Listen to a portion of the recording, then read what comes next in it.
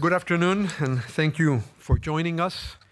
It's my pleasure to welcome today's Dean's Distinguished Lecture Speaker, Roger Goodell, who, as you all know, is the commissioner of what's likely the most popular sports league in the United States, the National Football League. We in public health place a premium on health promotion. We see physical activity, cultivation of the body, and the act of increasing physical strength as intrinsic to good health. That's one side of sports. It is a fundamental part of promoting activity and good health. Healthy exercise, healthy competition have the potential to improve both physical health but also mental well-being. But we in public health are also very concerned with anticipating ways that injuries can and do occur, and in developing ways to prevent those injuries. Prevention takes many forms. It usually begins with awareness that there is a problem, and frequently requires major cultural shifts in society to be successful. For example, Harvard School of Public Health promoted the concept of the designated driver in the United States to prevent drinking and driving, and that campaign's use of the media over time has been very successful in preventing literally thousands of deaths from drunk driving. We were also the first to identify the dangers of secondhand smoke, which ultimately led to the creation of smoke-free workplaces, smoke-free restaurants, and other public spaces. And so today we come to the issue of injuries in sport and how to prevent the risk of long-term complications when injuries, particularly concussions, occur in contact sports, whether it be at the professional level of the NFL or at the high school and youth sports level. There is much that we need to learn and to do. In particular, more effort, we believe, has to be made to increase awareness among players and coaches at all levels of the risks associated with concussions. Currently, 40 states, including Massachusetts, as well as the District of Columbia, have passed laws that prevent players in youth sports from returning to play following a concussion unless cleared by a medical professional. But as we saw with drinking and driving, laws alone, and even laws combined with public information campaigns, are not enough. We need a culture shift as well. We need to find effective ways to encourage coaches, parents, players, and everyone involved to not underestimate the dangers of returning an athlete to the playing field too soon following a concussion. We also need a bigger discussion about what other programs, procedures, equipment improvements, and medical assessments need to be put in place and enforced at all levels of sports to ensure that our talented athletes are not endangering their health and their future off the field when they played competitive contact sports. As our own David Hemingway, director of the Harvard Injury Control Research Center, has argued, it is very important that we evaluate the effectiveness of interventions to deal with this challenge so that we can engage in a process of constant learning from experience and improvement of our best practices. There is also a lot more research that needs to be done to help individuals who have suffered significant brain trauma, research that we hope will help not only those who have been injured playing professional sports, but also returning soldiers who have suffered head trauma on the battlefield, as well as others in occupations in which significant brain injuries can occur. All of this is why we are really delighted to welcome our guest today. The purpose of the Dean's Distinguished Lecture Series here at Harvard School of Public Health is to bring together leaders in key fields in society with our students and faculty to talk about significant public health issues like these, so we can exchange ideas about how best to solve them. Roger Goodell captained the football, basketball, and baseball teams in high school, but an injury kept him from playing football at Washington and Jefferson College, from which he graduated in 1981. Roger began his career at the National Football League in 1982 as an intern after an intensive letter-writing campaign to get a job in football, I am told. He has risen through the ranks over the past 30 years in a variety of positions, where he had responsibility for the league's football operations and officiating, as well as supervising different business functions. During his career, he has played an extensive role in league expansion, realignment, the launch of the NFL network, and securing new television agreements. Roger was named commissioner of the NFL in 2006. Now, in his 7th year leading the league, Roger has identified the promotion of a culture of safety for the league's players and for football players and athletes at all levels as a high priority. Roger will now speak to us about leadership on the road to a safer game. Following his talk, we will take questions from the students, faculty, and staff in the audience. So please join me in welcoming Roger Goodell. Thank you. Thank you, Dean. Thank you very much. Thank you. Thank you very much.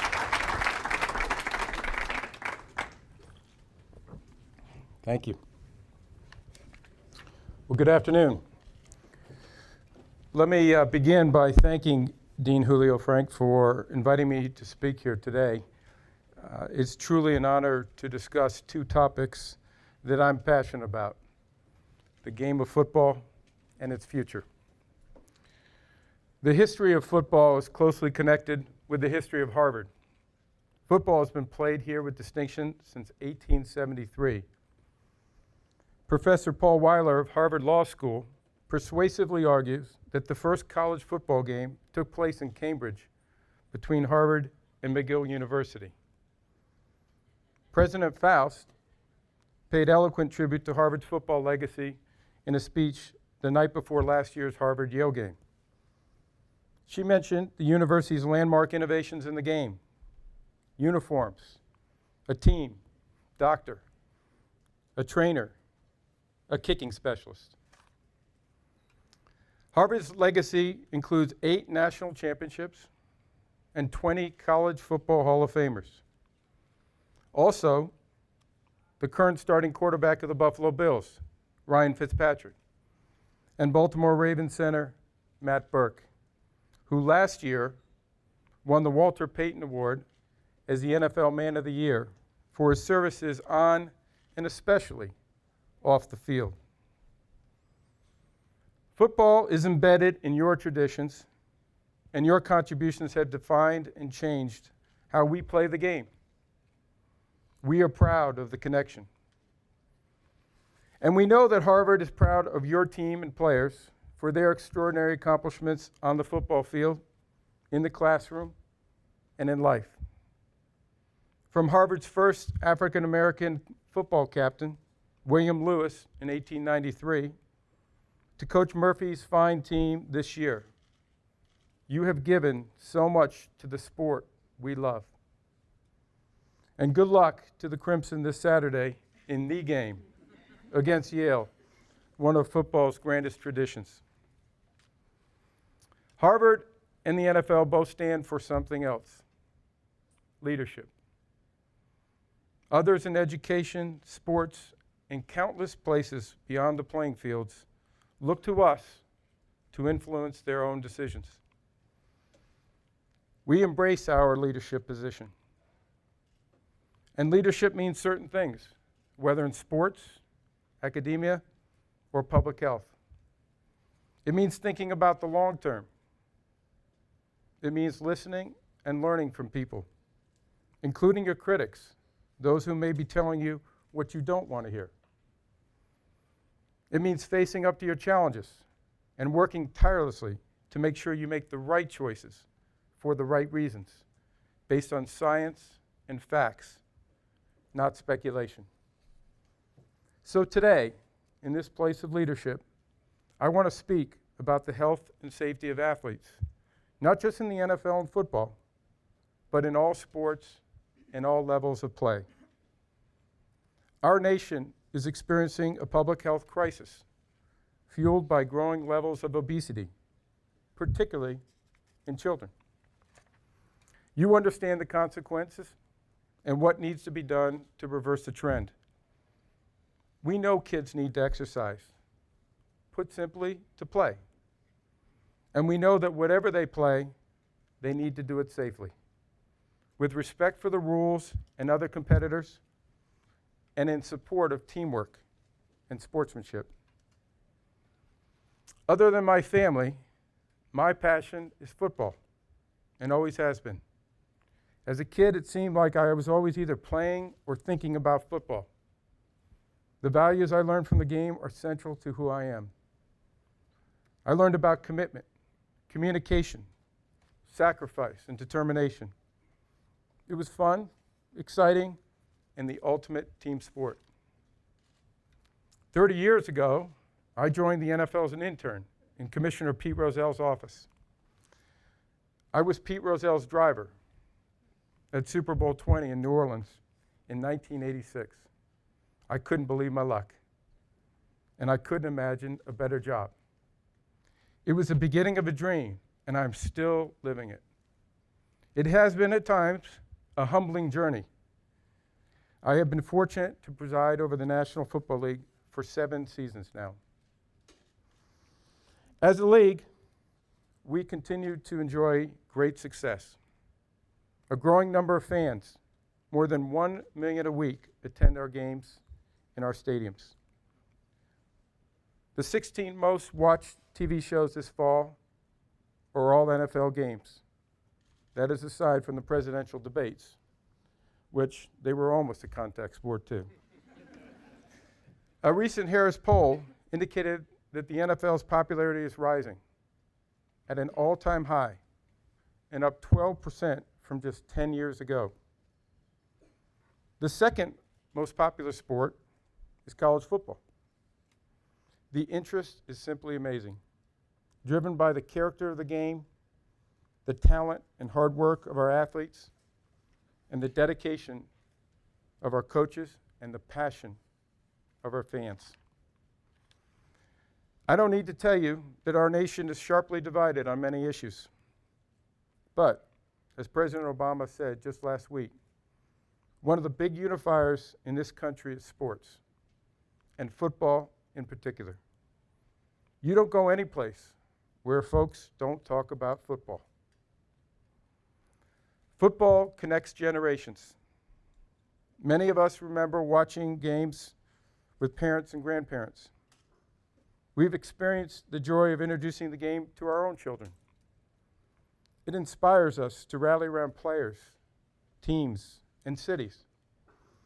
It brings together families, friends, and communities. And on a few occasions every year, it brings together the entire country. Football has earned a vital place in the rhythm of American life. Nearly 6 million kids play flag or tackle football. Another 1.1 million play high school football, and 75,000 play in college.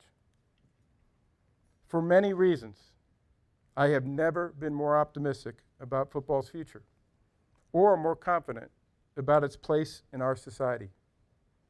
Optimistic, but not complacent. The game of football is thriving. It is more compelling than ever. But it is also seen by some as a game at a crossroads, and not for the first time. We are well aware of social commentators who now question our future. And I'm here to tell you, if we are at another crossroads, we have already taken the right path. We took it a long time ago, and our commitment to stay on it will not waver. The risk of injury in football is well known. Throughout history, football has evolved. It has become safer and safer again. President Faust spoke last year about eliminating the dangerous flying wedge in the college game more than a century ago. In recent years, there's been a much sharper focus on concussions in football and other sports. There are still unanswered questions, but scientists and doctors know more about concussions and their long-term potential effects than they did even a few years ago. The key issue for us is how we use this new understanding to make the game even safer and more exciting in the future. I can say in no uncertain terms that this is our biggest challenge. changing the culture in a way that reduces the injury risk to the maximum possible extent, especially the risk of head injury. We want players to enjoy long and prosperous careers and healthy lives off the field. So we focus relentlessly on player health and safety while also keeping the game fun and unpredictable.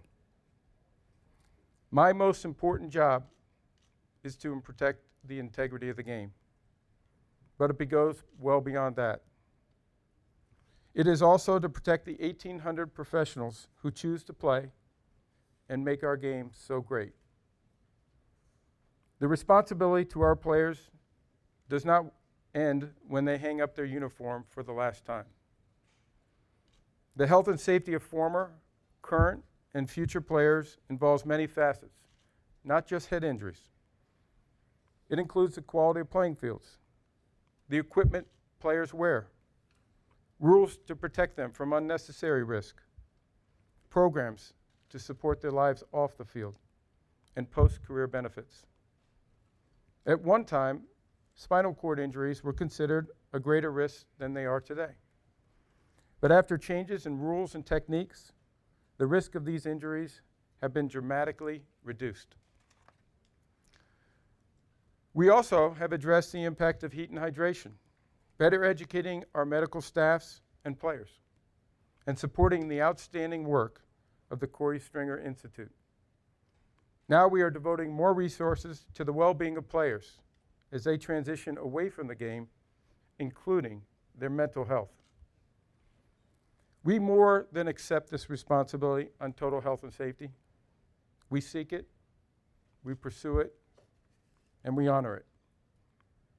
We do it to make a difference in football, in all sports, and we hope beyond.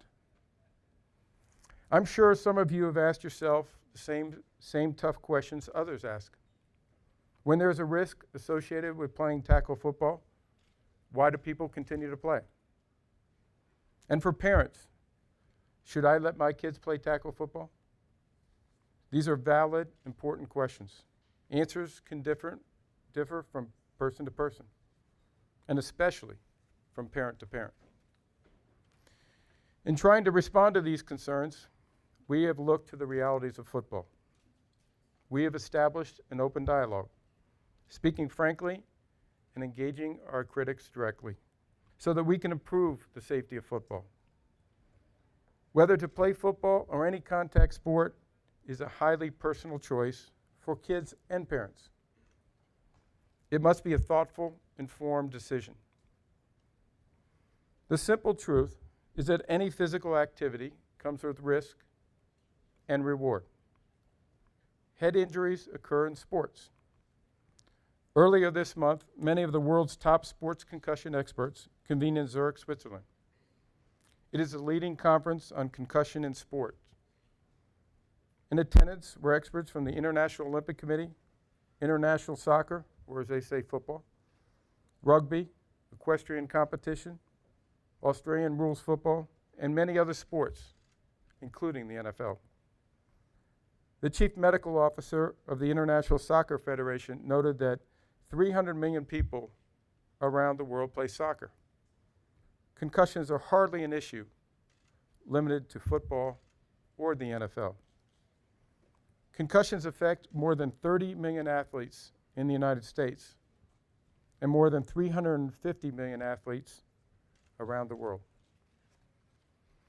The conference reached a thoughtful consensus on how to advance safety, teach proper techniques and fundamentals, educate coaches, parents, and players about concussion recognition and management, eliminate unnecessary contact, and continue to research the unanswered questions surrounding concussions. At the same time, these international experts recommended that sports be played actively, but safely, without regard to age. These few steps will make sports safer for all. There is no question that there are tremendous benefits to playing team sports like football, whether it's tackle, flag, or touch football in the backyard. Benefits such as physical fitness, self-discipline, friendships, leadership opportunities, self-esteem, college scholarships, and most importantly, just plain fun. Presidents from Dwight Eisenhower to John Kennedy to Gerald Ford played and loved football. Business leaders like Jeff Immelt and military leaders like General Ray Odierno learned important lessons from playing football. At West Point, the cadets are required to play a team sport because the experience is fundamental to leadership development. Is playing tackle football worth the risk? For some, the answer may be no, but millions say yes. We emphatically say yes. And I pledge the NFL will do everything in its power to minimize the risk and maximize the rewards of this great and increasingly global game. The way I look at it, football is always at a crossroads, facing challenges that require leaders to act with courage and purpose to secure and advance its future. Let's look back at one issue that involved Harvard more than a century ago in 1905, before the NFL even existed. This was a time when football was extremely dangerous and violent. More than 150 players suffered serious injuries, and 18 players died in 1904 alone, at a time when far fewer athletes played football. Just think about that for a moment.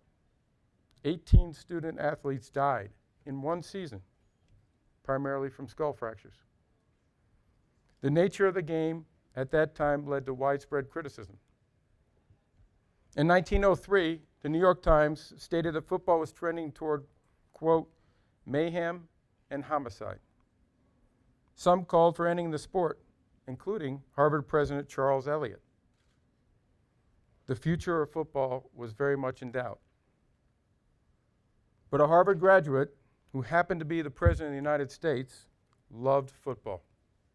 And Teddy Roosevelt came to football's rescue. He had not played football at Harvard, but he loved the game. He saw the merit in the lessons and principles that make football compelling. And in December of 1905, he brought the big three, Harvard, Yale, and Princeton, to the White House. He convinced them that something had to change. President Roosevelt recognized the game didn't need to end, it needed to evolve. As a result of President Roosevelt's initiative and the leadership of Harvard, key rules and equipment of the game were changed, and what became the NC2A was created. This led to modern football, one that included the forward pass, 10 yards for a first down, and the elimination of the flying wedge. These changes led to a more wide open, safer game. Teddy Roosevelt helped transform a sport in trouble into something better. A game that has helped shape the lives and careers of generations of young men in so many positive ways. In 1910, President Woodrow Wilson observed that the changes were working.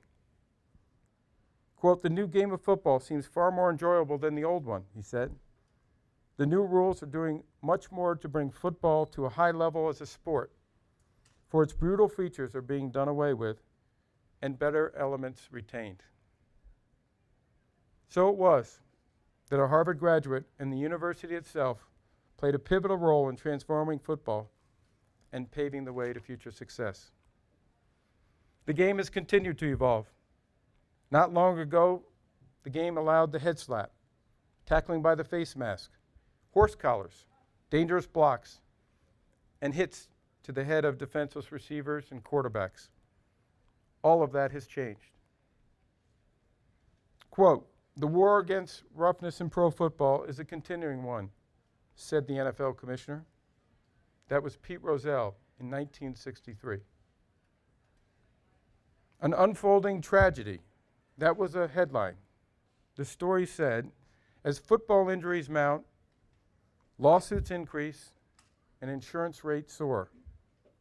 The game is headed toward a crisis, one that is epitomized by the helmet, which is both a barbarous weapon and inadequate protection.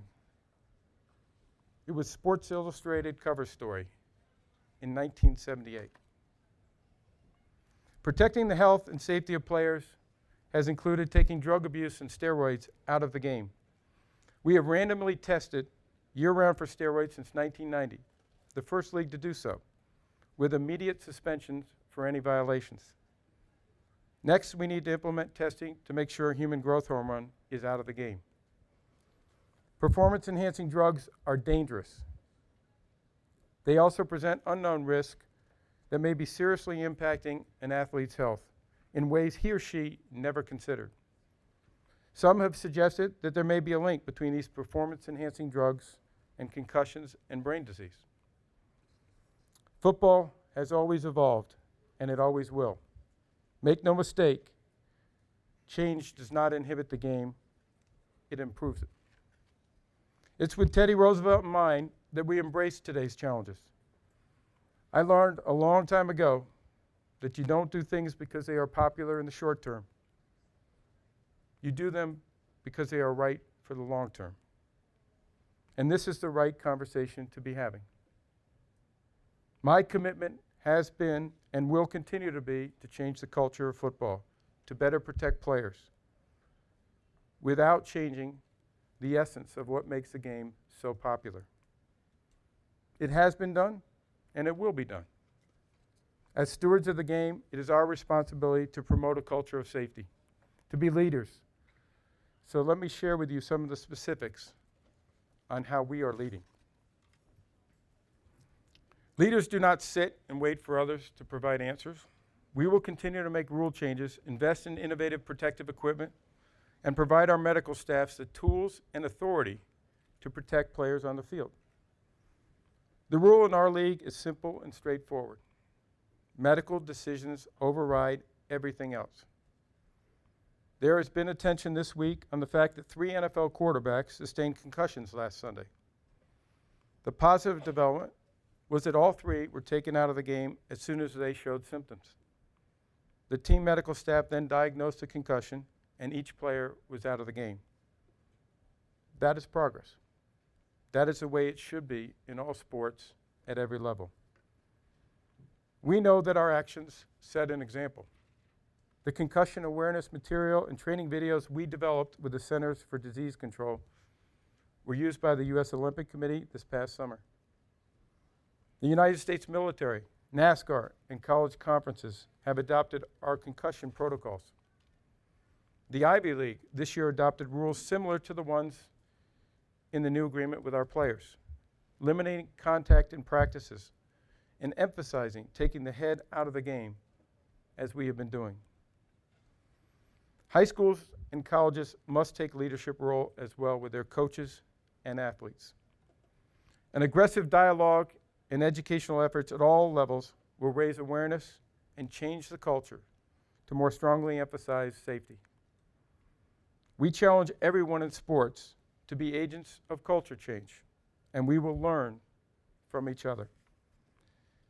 There is more to be done, and we will continue to lead by example. Second, leaders base decisions on facts. We actively support independent and transparent medical research.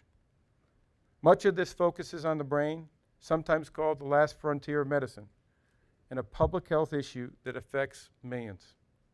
Most of them don't even play sports. We hope our focus on brain injury and the discoveries ahead will benefit the broader population. We recently committed $30 million to the National Institutes of Health for research on the brain. The agreement with our players sets aside an additional $100 million for similar medical research over the next decade. We have invested millions more in medical research through our charitable foundations, including at the Boston University Center for the Study of CTE. The center's co-director, Dr. Robert Stern, is here today. We may learn through breakthroughs in science that there are genetic or other factors that makes certain individuals predisposed to concussions or brain disease. If an athlete has repeated concussions or takes longer to recover, it may signal a problem unique to that individual. Such individuals will benefit from advances in the science of concussion. They will be able to make more informed decisions about whether to accept the risk of playing a contact sport. We support research into the new helmet designs and have sponsored independent helmet testing to provide better information to players on helmet performance. One of the helmets our players wear was designed by a former Harvard quarterback, Vin Farrar. We may see a day when there are different helmets for different positions, based on which helmet can best protect players at that position. As a sport that is on the national stage and under the spotlight, we are working to make a difference. Innovations in research today will improve safety in the sport tomorrow and for future generations in all sports.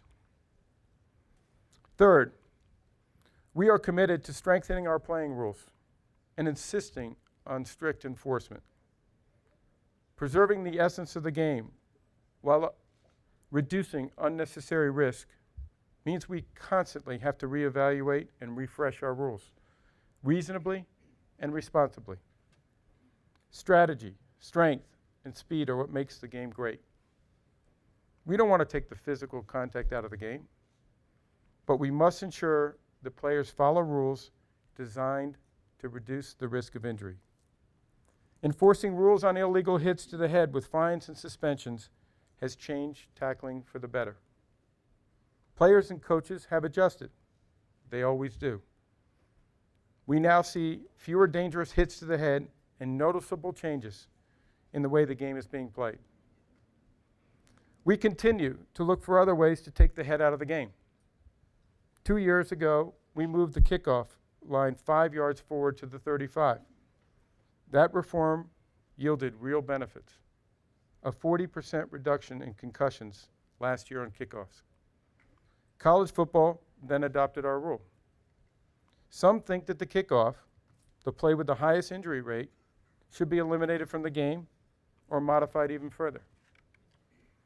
There are several ideas, but here's one from an NFL head coach. Put a weight limit on players for kickoffs. Smaller players against smaller players would mean less severe collisions. We will monitor the data on kickoffs and all plays with an open mind toward change.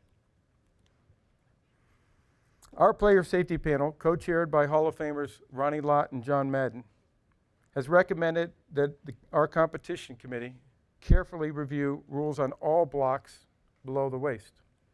Protecting defenseless players started decades ago by banning the hitting of kickers. We now have 9 separate categories of defenseless players in our rulebook. All players can be defenseless in certain situations, and we must address it comprehensively. The right safety equipment is also crucial. Next year, NFL players will be required to wear knee and thigh pads, as players are required to do at every other level of football. Many NFL players haven't been wearing them. Getting them into the right equipment is part of changing the culture. Technology is also helping us. Recent developments include new protocols, certified athletic trainers and press boxes to serve as spotters for team medical staffs, and the use of iPads and cell phones by medical staffs on the sidelines. We allow this technology for medical reasons, but not for competitive purposes. We are testing accelerometers in helmets. They are sensors that determine the impact of a hit. We are also testing sensors in shoulder pads that may give us important information. The most significant innovation may be the use of video by medical staffs on the sidelines to evaluate the mechanism of injury. We started it late last season and now use it for every game. It allows the team doctors and trainers to more quickly understand and better treat an injury. Our team medical staffs are raving about it. Fourth, we use our leadership position to advocate for safety in sports. We took a lead role in supporting the Zachary Lystead Youth Concussion Law.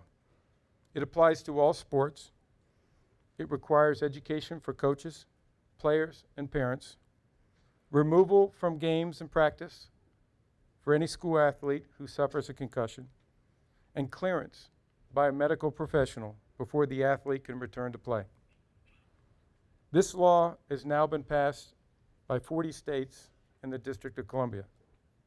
Our goal is to secure approval in all 50 states, and I am confident that we will get there. We are committed to the safety of young athletes, starting as soon as they step on the field. My twin daughters in middle school play lacrosse and soccer. Girls soccer has the second highest rate of concussions in youth sports. I'm concerned for their safety. I want them to play, but I want them to play for coaches who know how to teach the proper techniques and who are trained in the safety of their sport. 10 years ago, we helped endow a nonprofit organization called USA Football. With the CDC and other medical and football experts, USA Football created the only national accredited coaching course in the history of football. Tens of thousands of coaches have completed the course. Better certification and background checks of all coaches must be among the highest priorities for all youth sports. USA Football has commissioned an injury study, research that the youth game has never seen. It also established a pilot program this year called Heads Up Football.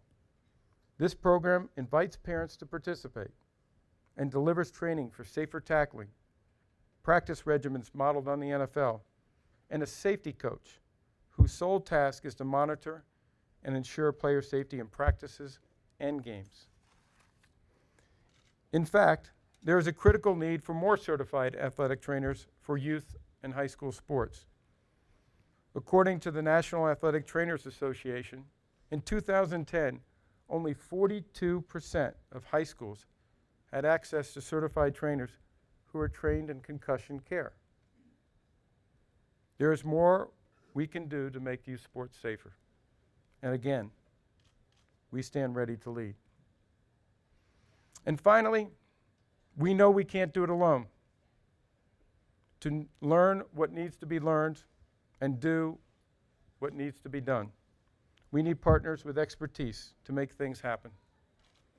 We will continue to work with leading organizations to support independent research. One day, we hope that will include the Harvard School of Public Health. We have assembled an all-volunteer advisory panel of doctors, scientists, and thought leaders in brain injury from academia, sports medicine, engineering, the NIH, the CDC, the Department of Defense. It includes some of our earlier critics. This group has 4 subcommittees and is directing discussion and research ranging from long-term outcomes to education to making safer equipment. It includes another Harvard graduate and former Crimson football player, Dr. Mitch Berger. Dr. Robert Cantu, long respected in this area, is here today and is advisor to our committee. We also have 8 other medical advisory committees within our league, comprised mostly of doctors and including 3 other experts from inside and outside the league. These committees are overseen by a committee of owners chaired by an NFL owner, who is also a physician, Dr. John York of the San Francisco 49ers. Earlier this year, with the help of the Consumer Product Safety Commission, we launched a pilot program to replace helmets in underserved schools. It was a big success. We need to be driven by facts and data, not perceptions and suppositions. The National Institute of Occupational Safety and Health, NIOSH, has done studies on NFL players. This summer, NIOSH exploded a myth that has been circulating for years, that the life expectancy of NFL players was 55 years of age. That caused many NFL players to make a bad decision to take their pension early at much lower rates. NIOSH found that the true life expectancy of an NFL player is actually longer than the general population. There are real-life consequences when working off bad facts. One of our most exciting and innovative new partnerships is with the Army, helping to change the culture in both organizations. Too often, bravery and commitment to the unit or team stand in the way of safety. In this new partnership, NFL players and service members are working together to put in place a culture of safety. It is helping players and soldiers identify the signs and symptoms of brain injuries and empowering them to make better decisions. We are working cooperatively to make soldiers and athletes safer. We are proud to be leaders in sports health and safety. Members of Congress, former critics, influential members of the news media, and others have praised our initiatives. But while we have worked hard throughout our history, the right road is never ending. Evolution, by nature, does not stop. Football will always continue to evolve. The culture of the athlete is still too much of a play through it rather than a player-safe mentality. Many players have publicly admitted to hiding concussions and other head injuries. I was recently at dinner with family friends. Their 15-year-old daughter plays field hockey and told me how during a recent game she hit her head on the turf and blacked out for a moment. She didn't tell anyone because she didn't want to come out of the game. The next day, she was diagnosed with a concussion. It's the warrior mentality in a 15-year-old girl. This is unfortunate, but we are working with players, team doctors, and coaches to change that culture. It is changing, but will take more time, resolve, patience, and determination. Let me conclude with one question. What is our goal? I can answer in one simple word: safety. A safer game for all who play at every level of football. A safer game made even more exciting through thoughtful adjustments of the rules, next generation equipment, pioneering research, and transparent partnerships with the best minds. The road may be long and twisting, but I have no doubt we will reach our destination. A culture of safety for every sport, so our world continues to be blessed by the vital and vibrant rewards that come uniquely from all sports. For football, I can say with humility, resolve, and confidence, the best is yet to come. I thank you for your time. I'll take any questions you might have.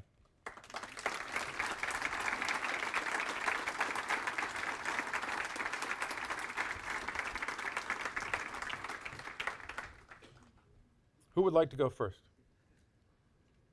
Yes, ma'am.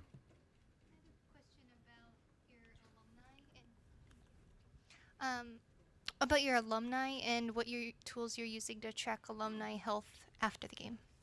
I'm sorry. Track alumni health after the game? Yes, it's a very important initiative for us, is the health of our players once they get done playing the game. And there's no secret that we have challenges in that area. We are trying to address programs that are specific to that population, whether they be head injuries. We have a joint replacement program that we offer to our players. The 13 best hospitals, you can go have a joint replacement. And if you can't afford to pay for it, the NFL does. We do cardiovascular screening for our former players to try to get them to understand that when they stop playing, they need to continue to exercise and make sure they stay healthy so they avoid that inevitable weight gain. But the big issue for us is always to make sure we maintain that relationship with them and we can offer those services, that they know what's available and they can take advantage of it. And that has been a continuing struggle for us. And we're working harder to reach out and make sure they know the services that are available. The biggest change though in the last couple of years, and it's something we're very proud of and we announced this summer, is in the area of mental health. Helping players transition through life. It's a big challenge. We all have that challenge. When a player comes into the NFL, it's a transition. When they leave the NFL, it may even be a bigger transition because they no longer have that support group. And we want to provide them the resources to be able to make those transitions successfully. And we're working more with the players while they're in the league and working with them all the way through so that they can make those transitions successfully. Yes, ma'am. You mentioned that with increased knowledge of long-term consequences, ultimately your players can make their own decision about the risk-reward of continuing playing given the risk of head injuries. And that seems like a reasonable and defensible thing for adults playing in the NFL as a career, but at what age do you think that's not a decision the players should be even given the opportunity to make in terms of, maybe requiring parental consent after watching videos with, the best information about long-term consequences, just things of that nature? Just so I'm answering your question, are you talking about NFL players? Well, or are you talking about youth players? Well, so you mentioned that that's a choice that NFL players can make, but do you think that that's a choice that youth players should be making? Well, I think I mentioned in here, I think it's a very personal decision, and it's one that has to be done with the parent and with the individual and also with the medical professionals. There may be people who shouldn't play football because they have a predisposition to an injury, a concussion in particular. You may have suffered a number of concussions in multiple sports that they're happening more frequently, or it's taking longer for you to recover from that injury. Those are things you need to talk about with medical professionals. I'm not a doctor, but I think those are the important things that you need to do. If you get to that point and the doctors say you shouldn't play, you shouldn't play. I guess I'm wondering if you think that there should be required education or like a sort of consent process for youth players that involves all of this kind of medical oversight. Well, that's exactly what the Zachary Lystead law does. It requires education, and it's why we're trying to get it passed in all 50 states, so that every young participant, no matter what the sport, they have to be educated to what concussions and what are the symptoms. They have to understand that they need to come out of the game, and the supervisors, the coaches, primarily in this case, or medical professionals need to take them out of the game, and they shouldn't return to play until they've fully recovered and medical professionals have cleared them. So I do believe very strongly that we should do a better job of educating, and we should hold people to a higher standard on that, regardless of the sport. Thank you. Yes, sir.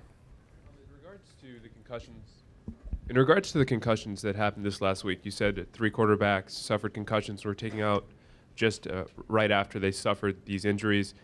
Alex Smith, it was reported, threw a touchdown pass with blurred vision. And then you have players like James Harrison who continue to deliver really hard hits and say that that's how they were taught to play football, and they're not trying to injure players. It's just kind of through the course of the game these injuries happen. Do you think it's more of a cultural phenomenon with kind of the bounty gate sort of thing going on, or is it something that can be changed through protection and safety? Well, there's no simple answer to that. It's a complex issue, and I think it's all of those things. I think it requires a culture change because what I said in, I think, my remarks was that the players were taken out when they developed symptoms. If they don't tell medical professionals that they're getting symptoms, it's difficult to tell. If we see an impact that we think he's showing symptoms, we'll take him out of the game. In addition, we need teammates to be able to say, this guy's not right. Something's wrong. He needs to be evaluated, and get him off the field. It's one of the issues we're dealing with in the military. Because soldiers, and I was up at West Point with General Odierno just recently, soldiers don't want to come off the battlefield when their fellow soldiers are out there. It's that warrior mentality. But they said they would if their fellow soldier said, you need to get out. You need to get back. And it's the same is true in the NFL. If you're not prepared to make that decision, hopefully a teammate will, a game official, a coach, and ultimately a medical professional. What I think was progress about what happened this week, as unfortunate as it is when you have concussions, is that it was identified and they were taken out of the game. Even a few years ago, I'm not sure that would have happened. And players need to be able to stand up and say, I have an injury and I need to be evaluated. And we have to do everything we can to spot that when it occurs. So it's not a simple answer. I think it's going to be an effort on all parts. Yes, sir. come back. About the messaging. I want to ask a question about the messaging, especially to kids who are playing football, because most people don't have the opportunity to hear you speak. But they do see their broadcast commentators speaking, coaches after the game and so forth, and they pretty much never talk about safety. What they talk about is winning at all costs. And certainly the message that I've seen from the NFL is, win or you're out of here. And safety just doesn't come up. It strikes me that one of the roles the NFL could play is to really think about the messaging, not only of the NFL, but of those that represent the NFL to most of the population.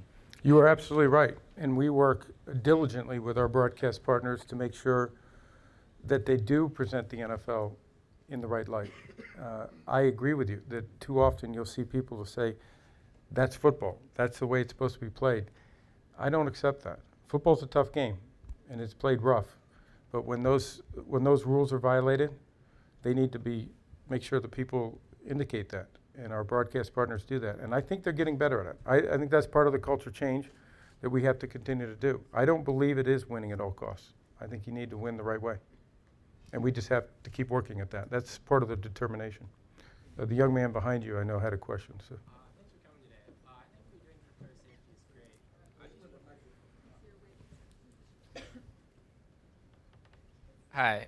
Yeah, thanks. I love the NFL, but I'm just wondering. It's that but I always worry about. Yeah, sorry, it's a question.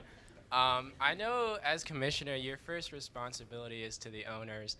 And I was just hoping you could explain to us how you sort of balance decisions when the interests of the owners and the best interests of player safety are not aligned.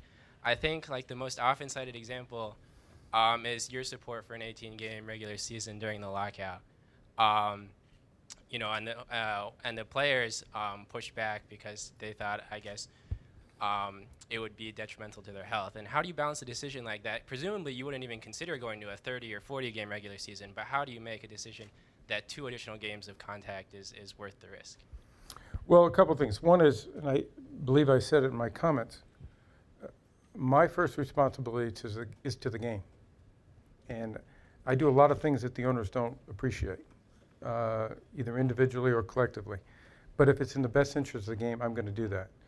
We had the right to go, in fact, to a 20-game schedule in our prior collective bargaining agreement. We could have done that unilaterally. We chose not to do that.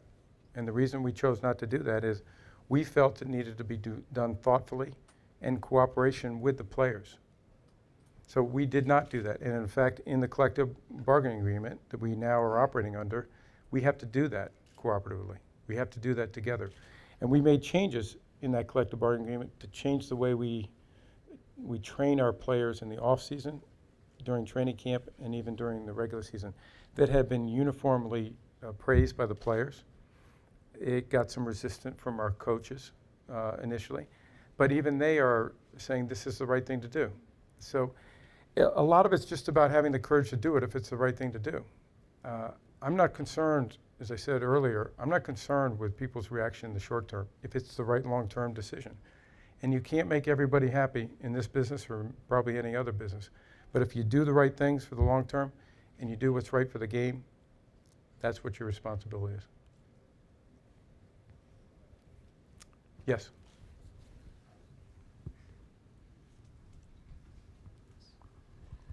I'm Bob Stern from the BU Center for the Study of Traumatic Encephalopathy.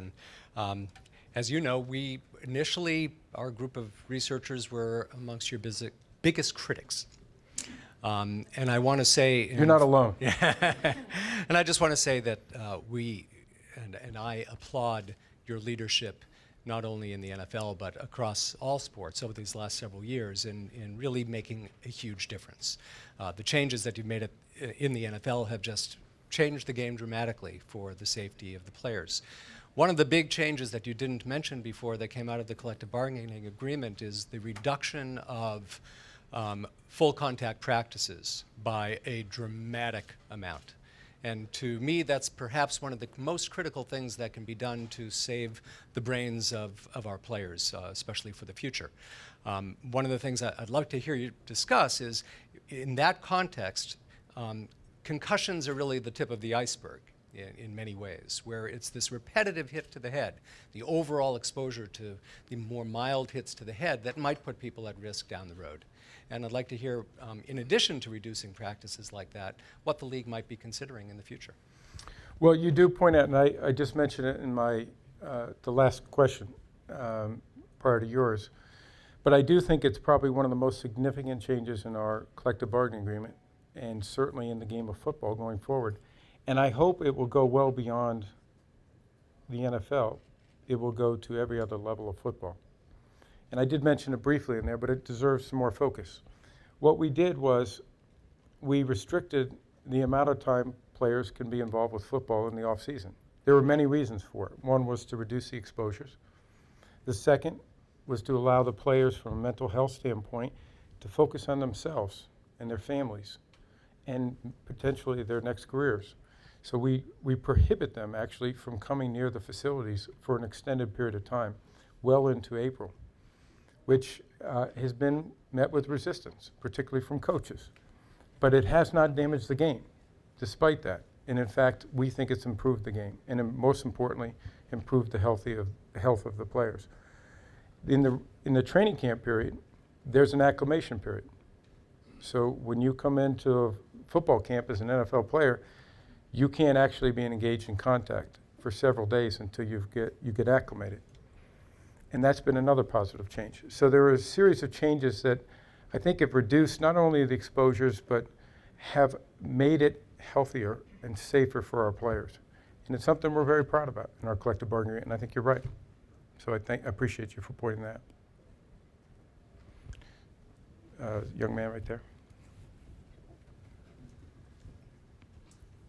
Related to reducing full contact practices, I was wondering if there's been any discussion independent of extending the regular season games to reducing the preseason games, which are essentially full contact practices that are longer, especially when you consider the fact that a lot of the players that participate in them the most are ones that aren't going to be in the NFL very long, if at all, and the effects that they would have afterwards and leaving in their regular career then. Well, the young men who are trying to make a squad want to have those additional games because that's their chance to develop their skills and prove that they're worthy of making an NFL team. Where I'm concerned about it is on two fronts. On the player health and safety, do we need the additional exposure to impact? I don't believe that the veterans players need 4 preseason games anymore.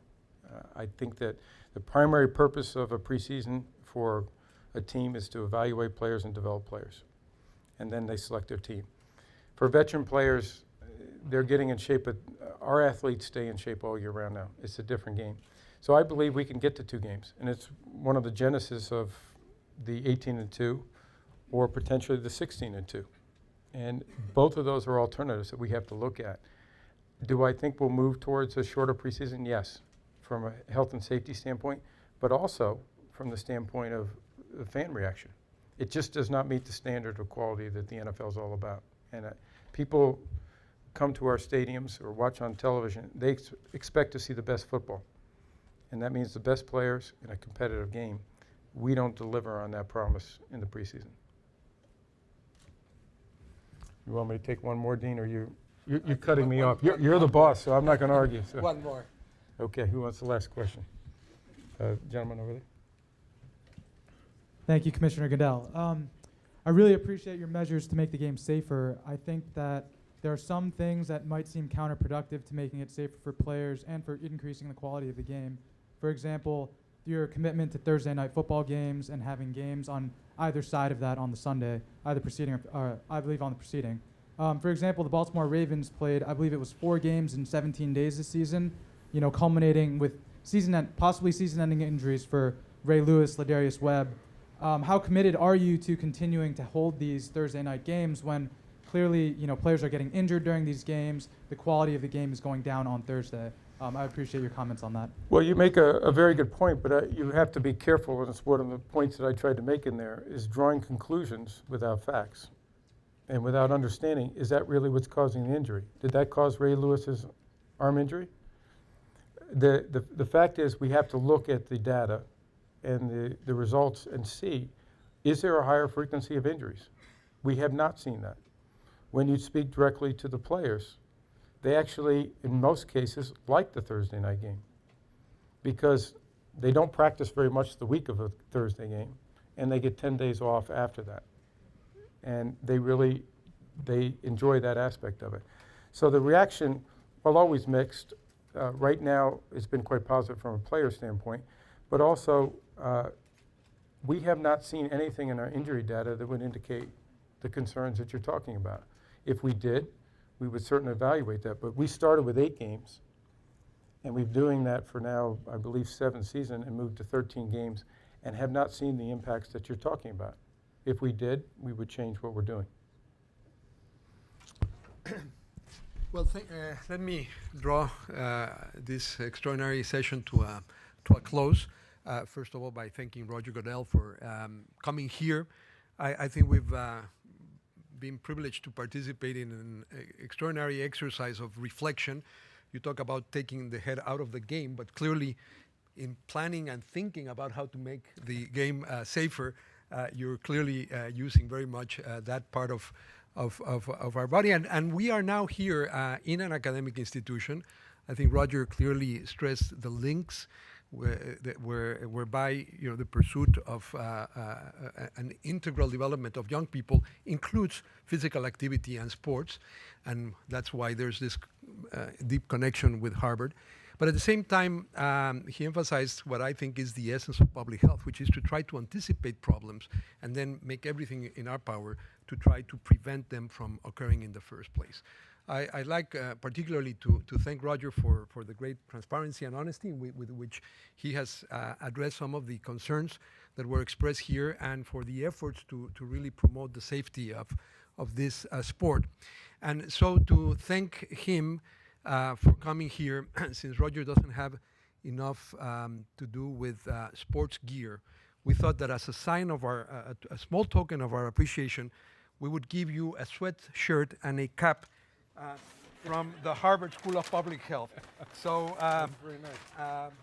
I guess I'll wear it on Saturday, right? To keep you connected That's very to nice. your everyday activity. Thank you very much. Here is this as a very small token of our appreciation. Thank you very much. That's very nice. Thank you. And I like everyone. Everyone is invited to join us at a reception at this point. Thank you all for coming. Thank you. Thanks, Dean. Thank you. That's very